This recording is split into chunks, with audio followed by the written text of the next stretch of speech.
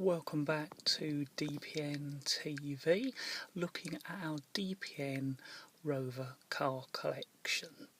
So we're going to look at the interior of this W registered Rover 45 1.4 hatchback.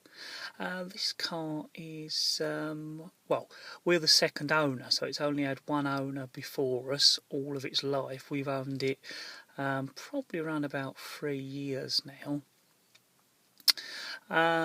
Basically, I think the original owner, the dealer we bought it from, told us that he went on to buy a Ford Focus, and we were very lucky to get this one. Now, the dealer we got it from was a very small dealer. I think that probably sold car stock that was taken in at part exchange from bigger dealerships who probably this car was getting a bit too old to have on their forecourt, so he only used to sell about 4 cars at any one time, and we get the feeling that probably he had in his mind of keeping this car because he had a 90s Rover, a Rover from the 90s, and we do wonder whether he was going to replace it with this, but for some reason he or his wife didn't like it, or maybe the smaller 1.4 engine wasn't for him.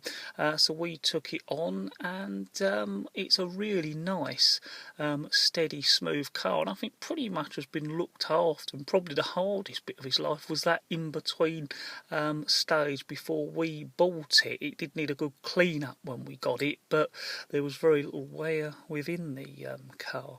So what we do, we just pan across the dash.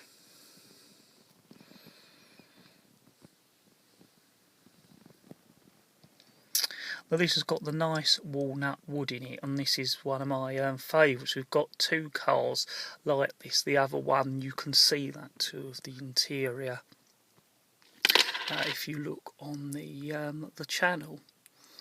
So we've got the black dials in this Rover. You've got the central vent and mid ventilation.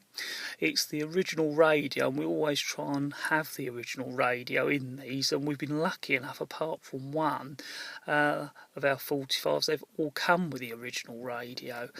This radio is a cassette player, and it can have a CD changer in the boot, but it was never fitted in this, so it's purely CD and radio, but it really is a nice quality sounding radio. And the radio information on this actually comes through the clock. So at the moment the ignition's off, so you can see the clock, but if I turn it on a little bit later on, you'll see how that clock displays all the radio information. You've got the standard heater positions, all with the wood walnut round them. Of course, you've got the ashtray here. You push that and it opens, and in there is the cigarette lighter socket hidden away, and we have got the cigarette lighter socket, but it's out because our car camera plugs into that. Of course, your normal 5-speed gearbox, all with the wood walnut dash around it. You've got your air circulation and air conditioning button. No heated seats on this. It is the material seats, and I think although they did have heated material seats, most of them weren't, and this was the Impression, so I don't think Impressions had heated seats unless they were an extra or it was a bigger engine size. Electric windows in the front, but wind down windows in the rear, and as you can see in the middle centre console, just the control for the passenger window there, and the rest are blanking points. Of course, you've got the little box here where you can put stuff in. There's just a few old coins in L1, but quite a useful storage space if you want to put something in there. Look at the back seats, again all in good condition. And I actually, in many cases, prefer the material seats over the leather seats. I think actually they're a lot more comfortable and softer, and I think this design of seat was taken out in the very last Rover 45s. I think sort of 04s, 05s, possibly even 03s, but these are really nice comfortable seats in his Rover, and I think the back seats, as you just seen, are really nice back seats to have in a Rover.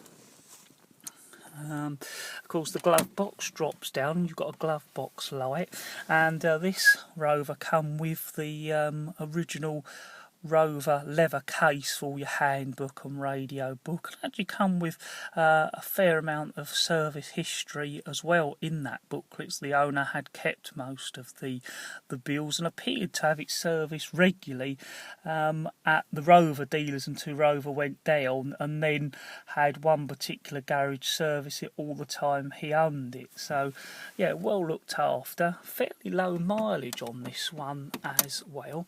What we'll do is we'll turn on the ignition so you can see the radio come on and start up.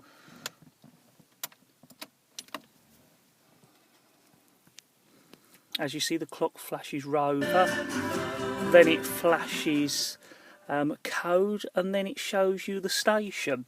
And what happens is the station then will disappear and it will just show that you're on button 2 and the time basically. So I'll put your ignition lights on so we can see all those come up on the dashboard. We turn the ignition one more click. Turn the fan blower motors off. As you can see, all the warning lights go out that should do, apart from the ones that won't go out until the engine is started.